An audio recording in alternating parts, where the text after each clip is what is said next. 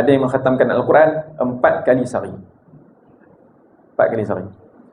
Yang lagi dahsyat, mengkhatamkan Al-Quran 4 kali pada waktu siang dan 4 kali pada waktu malam. Maksudnya 8 kali sehari. Dahsyat tak? Dahsyat. Ada tak lagi yang dahsyat? Ada. Mengkhatamkan Al-Quran di dalam bulan Ramadan antara waktu zuhur dengan waktu asar. Ni cerita ni Imam Nawawi yang cerita, bukan saya yang beritahu. Imam Nawawi ni orang yang dipercayai, thiqah. Maksudnya Imam Nawawi ni tak berbohong. Sebab kalau Imam Nawawi berbohong, maka tertolaklah riwayat-riwayat hadis yang Imam Nawawi datangkan. Ya. Khatam Al-Quran antara waktu zuhur dengan asar.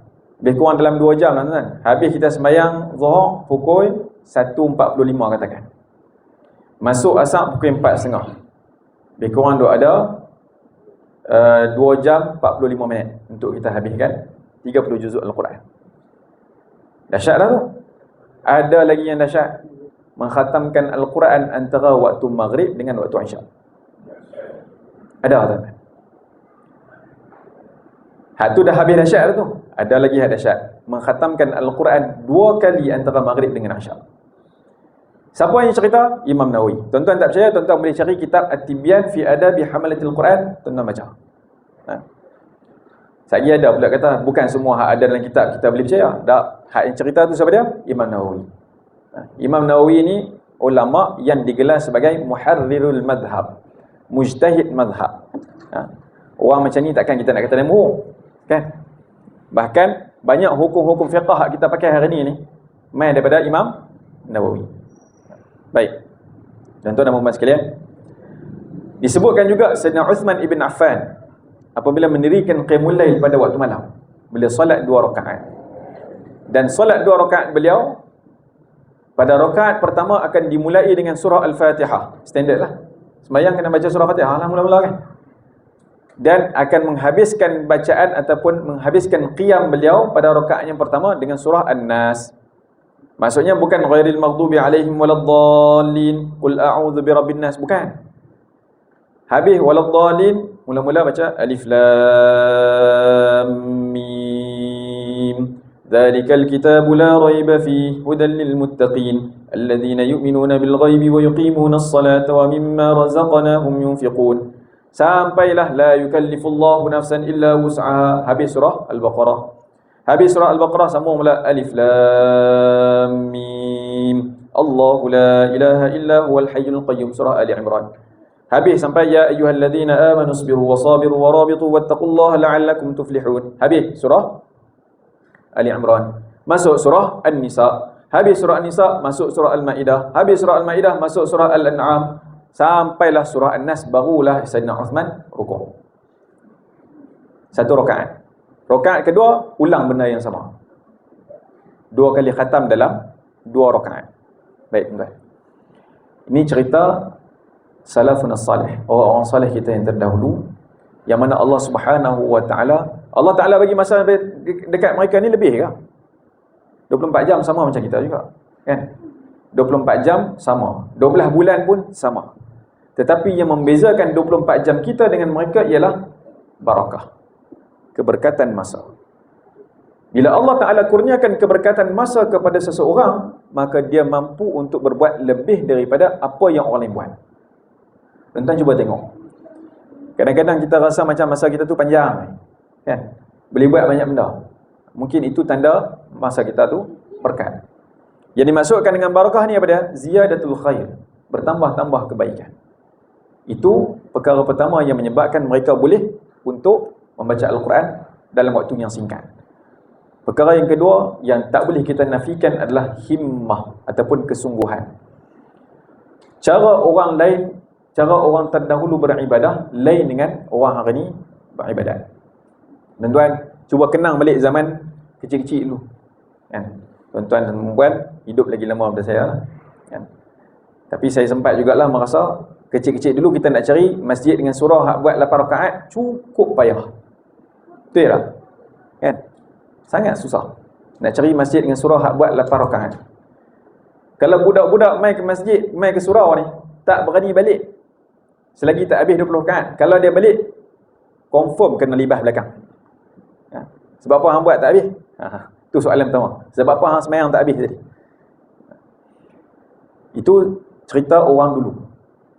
Kesungguhan mereka di dalam mendirikan ibadah lain daripada orang zaman hari ini.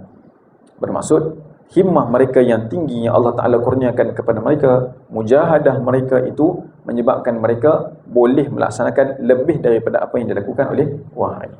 Tuan-tuan dan puan yang dirahmati Allah Subhanahu wa Ta'ala, Allah Ta'ala sebut dalam hadis kursi tadi, man syaghalahul Quran, siapa yang disibukkan dengan Al-Quran. Bila Allah Ta'ala sebut man syaghalahu, barang siapa yang disibukkan, bermaksud ada pihak yang menyibukkan dia dan ada sesuatu yang dia sibuk. Siapa yang menyibukkan dia? Allah Subhanahu wa Ta'ala. Allah Ta'ala tak akan bagi taufik kepada seseorang melainkan Allah Ta'ala nak dia buat benda tu. Allah Ta'ala hantar tuan-tuan main ke surau ni, ada taufik tak? Ada. Bukan taufik nama orang, ya? Petunjuk daripada Allah Subhanahu wa Ta'ala. Hidayah tu memang dah ada lah, kan? Hidayah tu memang dah ada. Allah Ta'ala dah bagi dah hidayah pada setiap orang. Main semayang kat rumah Allah Ta'ala, main kat masjid, main ke surau, dapat pahala berapa banyak, itu semua hidayah. Tetapi taufik itu adalah petunjuk untuk kita melakukan apa yang diridai oleh Allah Subhanahu wa Ta'ala tadi. Baik. Bila Allah Ta'ala sebut man syaghalahul Quran, barang siapa yang disibukkan oleh Allah Subhanahu wa Ta'ala ke atas diri orang itu dengan Al-Quran. Yang pertama dengan Al-Quran. Maksudnya dia sibuk dengan baca Al-Quran. Sepanjang masa dia baca Al-Quran. Bahkan disebutkan afdalul zikri, ataupun sebaik-baik zikir, zikir yang paling afdal ialah tilawatul Quran. Zikir yang paling afdal ialah membaca Al-Quran.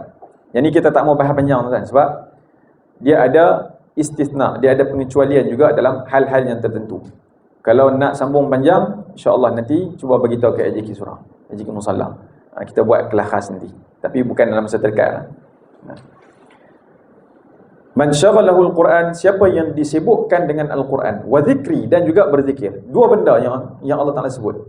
Siapa yang disibukkan dengan membaca Al-Quran dan juga yang disibukkan dengan berzikir, an mas'alati, daripada meminta-minta, daripada berdoa. Yang suruh doa siapa dia? Allah juga. Allah juga yang suruh doa. Bukti dia apa? Kita buka Al-Quran, ada Allah Ta'ala sebut, wa qala rabbukum ud'uni astajib lakum, dan mintalah, doalah kepada aku, nescaya aku akan jawab permintaan kamu. Dalam ayat yang lain Allah Ta'ala kata, ujibu da'watad da'i idza da'an, aku akan berikan apa yang diminta oleh hamba-hambaku. Baik tuan-tuan, yang suruh minta dia Allah Ta'ala. Tapi Allah Ta'ala kata apa? Man syaghalahul Quran wa zikri an mas'alati, siapa yang disibukkan dengan Al-Quran dan berzikir daripada meminta-minta. Maksudnya dia tak pernah ada masa untuk dia berdoa. Masa yang dia adalah berzikir. Yang dia ada masa adalah untuk baca Al-Quran. Sampai dia tak terdetik pun nak berdoa. Bukan tak terdetik tu dia tak teringin, tapi dia rasa sayang. Masa dia tu dia nak gunakan untuk membaca Al-Quran. Dia nak gunakan masanya untuk berzikir. Allah Ta'ala kata, a'taituhu afdala ma u'tiyas sa'ili, aku akan berikan pemberian yang paling baik yang pernah aku berikan kepada orang yang minta. Kita tak tahu pemberian yang paling baik ni di sisi Allah Ta'ala, kita tak tahu apa dia. Tetapi setiap orang ni Allah Ta'ala kenal apa yang terbaik untuk diri dia. Sebab itulah tuan-tuan dan puan, kadang-kadang kita minta, kita tak dapat pun apa yang kita minta tu. Kan? Mungkin kita dapat apa yang kita minta, mungkin kita tak dapat seperti apa yang kita minta. Dan mungkin kita tak diberi langsung. Bahkan Habib Ali Zainal Abidin Al-Hamid hafizahullah ta'ala menyebutkan, tidak diberikan itu juga adalah satu pemberian. Sebab apa? Mungkin apabila kita diberikan, kita akan jadi lagi jauh daripada Allah Subhanahu wa ta'ala. Maka Allah Ta'ala tak bagi sebab nak jaga kita makin dekat dengan Allah Subhanahu wa ta'ala. Ataupun Allah Ta'ala simpan pemberian itu, Allah Ta'ala bagi di hari akhirat nanti dengan pemberian yang terbaik. Maka orang yang disibukkan dengan Al-Quran, orang yang disibukkan dengan berzikir kepada Allah Subhanahu wa ta'ala, khususnya di dalam bulan Ramadan yang penuh dengan keberkatan ini, maka Allah Ta'ala akan melipat gandakan pemberiannya kepada hamba-hambanya.